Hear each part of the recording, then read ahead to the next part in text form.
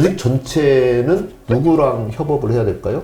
CEO하고 협업을 해야 돼요. CEO에게 신뢰감을 줄 수 있어야 되겠죠?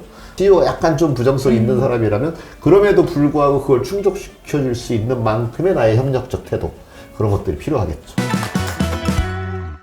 조직 개발의 신화를 만든다. 쿠파 오디세이가 함께합니다. 와, 제가 쿠파에 온 지 곧 2년이 되는 걸 아시나요? 2년밖에 안 됐어요. 네. 근데 왜 이렇게 일을 잘하세요? 아니 저도 마음은 한 10년 있었던 것 같아요. 아, 네.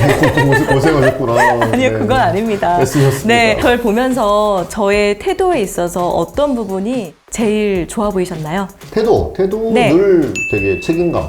책임감이 되게 높으시죠. 네. 적극성도 있으시고, 적극성이 있지만 신중함도 있으시고. 아, 네네. 그런 것들이 기억나네요. 아, 그게 다인가요? 갑작스럽게 물어서 당황하게 하는 능력, 이런 네. 태도도 갖고 계십니다, 여러분. 네. 뭐 더 많지만 그렇게만 얘기해 주신 걸로 하면 되는 거죠? 네. 네.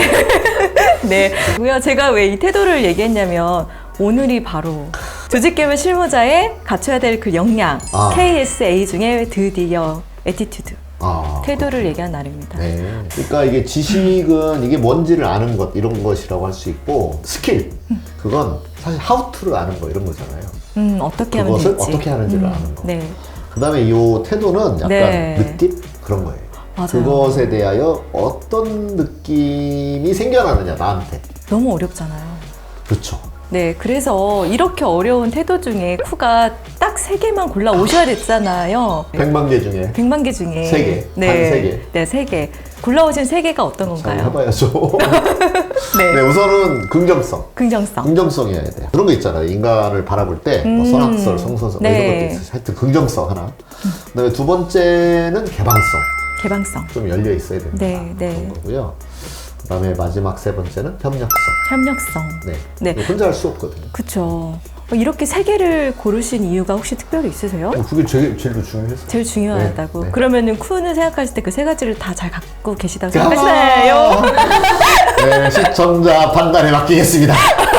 네, 좋습니다. 그 3가지 태도를 조금 더 이제 네. 각각이 어떤 태도인지 실제로 네. 일할 때, 조직개발 실무자 일할 때 어떤 식으로 드러나는지 알려주시면 좋을 것 같아요. 맞아요. 우선 긍정성인데요. 조직개발이라는 게 복잡계를 다루는 것이기 때문에 처음에 이제 지식할 때 복잡계 이론 이거 얘기할 넣을까 말까 그쵸. 엄청 고민했어요. 네. 하여튼 복잡성을 다루는 거여서 내가 조직개발을 위한 어떤 개입이나 시도 이런 걸 했을 때 결과가 보장되는 경우가 없어요. 그렇죠. 네, 그래서 늘 잘 될 수도 있고 안 될 수도 있는 이제 갈림길에 서 있는 거죠.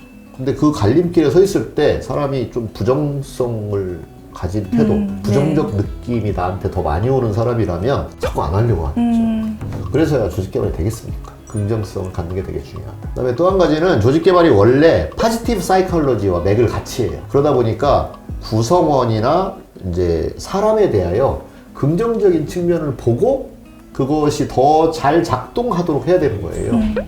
근데 부정적인 인간으로 보고 하면 내가 자꾸 통제하는 것만 생각하게 되잖아요. 네네.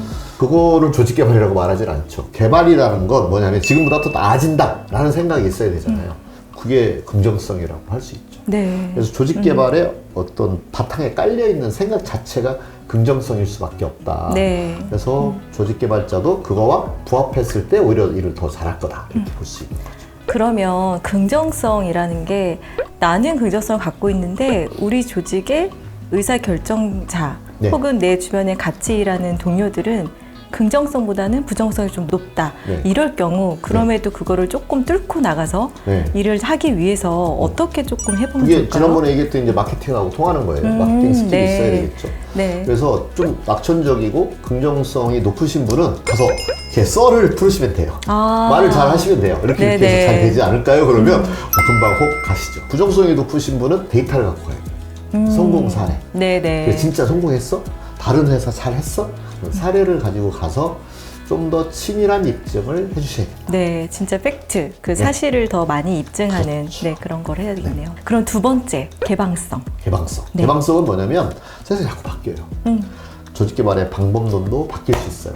조직의 상황도 계속 바뀌어요. 그러면 거기에 맞는 어떤 방법들을 도입을 해야 돼요. 또 과거에 이렇게 만나지 않았던 분도 만나서 또 새로운 방법들을 찾아내야 돼요. 그런 데 있어서 내가 폐쇄성을 가진 사람이라면 늘 하던 대로 뭐 요거에 이제 갇혀 있을 가능성이 많죠. 네. 좀 개방성이 있는 사람은 새로운 거에 대하여 열려 있는 사람. 아, 네. 그런 거라고 얘기할 수 있겠죠. 조직의 상황은 계속 바뀌고 환경은 계속 새로운 환경으로 변해 가는데 조직 개발자가 폐쇄성을 갖고 있으면 그걸 감당해내기 어려울 것이다. 네. 개방성이 매우 중요한 태도 덕목이다. 네. 얘기할 수 있어요. 아, 그 새로운 그 곳에 또 이제 좀 힘들어 하시는 분들도 있잖아요. 그거는 이제 네. 폐쇄성이 있는 사람이에요. 네. 태도라는 게 자기 느낌을 보면 돼요. 내가 뭘 좋아하지? 뭐에 이렇게 마음이 혹 가지? 태도란 이제 어떤 대상에 대하여 갖는 선호거든요. 네. 그러니까 새로운 것에 선호가 생기면 내 기분이 좋아질 거잖아요. 마음이 오히려 편해지고 호기심이 생기고 그런 게 개방성이다 이렇게 얘기할 수 있죠. 네, 그럼 여기서 말하는 개방성은 새로운 지식일 수 있고 새로운 관계일 수도 있고 네. 여러 가지가 포함될 수 있겠네요. 그럼 마지막 세 번째는 협력성이에요. 아, 내가 기억이 안 났는데 이렇게 말을 해주니까. 아, 그래서 제가 너무 안 그래도 좋네요. 네. 세 번째가 뭐였죠? 라고 하려다가 제 이렇게 바닥을 쳐다보는 거 보고 와, 네, 맡기실까 얼마나 봐. 훌륭한 인터뷰예요. 맡기실까 봐 제가 말씀드렸어요. 네, 잘했죠. 협력성, 야, 네, 생각이 확 났어요. 혼자 할 수 없잖아요, 조직 개발. 네. 네, 그래서 이제 조직 개발을 해달라고 하는 부서에 대해서도 그렇고 또 조직 개발이기 때문에 부서 개발이 아니라 조직 개발이라고 하면 조직 전체. 그러면 조직 전체는 누구랑 협업을 해야 될까요? CEO하고 협업을 해야 돼요. 그러면 CEO와도 충분히 협력을 만들어낼 수 있는 능력 네. 그런 게 있어야 되는 네. 거예요. 그래서 CEO의 뭐 환심을 산다는 표현은 좀 그렇지만 CEO에게 신뢰감을 줄 수 있어야 되겠죠. 그러려면 CEO가 또 기대하고 원하고 CEO가 약간 좀 부정성 있는 사람이라면 그럼에도 불구하고 그걸 충족시켜줄 수 있는 만큼의 나의 협력적 태도 그런 것들이 필요하겠죠. 네. 그 다음에 부서에서 어떤 요청을 해왔을 때 또 부서가 까다롭게 굴더라도 그 까다로움도 맞춰줄 수 있는 협력성. 아, 너무 상대가 훌륭해야 나한테 되네요. 협력을 잘 해오고 그거에 맞춰줘서 하는 건 사실 누구나 다 할 수 있다. 그런데 협력성이 높다는 거는 아 내가 도와줘야지 뭐 내가 하나 더 해줘야지 라고 하는 마음이 협력성이라고 할 수 있잖아요. 네, 그럼 뭔가 나와 되게 다른 상황, 다른 사람하고도 좀 유연하게 네. 더 관계를 이끌어 나갈 수 그렇습니다. 있는 그런 걸로 해석이 될 수 있겠네요. 또 한 가지는 조직 개발이라고 하는 건 사실은 조직의 협력성을 높이는 거예요. 조직이 서로 뭐 갈등이 많아지게 하는 걸 조직 개발이라고 말하진 않잖아요. 네. 갈등이 있는 조직 간, 사람 간에조차 그들이 협력하는 사람이 되도록 만드는 개발을 거. 해나가는 거란 말이에요. 근데 나부터 협력을 안 해. 하기 싫어. 네. 그런 사람이 그게 가능하리라고 마음을 먹고 한다는 게 사실 말이 안 되기도 그쵸. 하고 어렵기도 네. 할 거잖아요. 네, 네.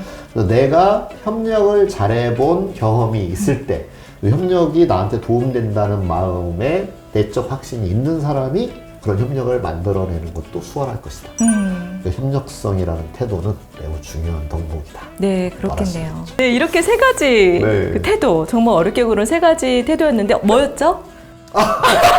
긍정성, 개방성, 협력성. 잘하셨어요. 네, 이 세 가지인데요. 네.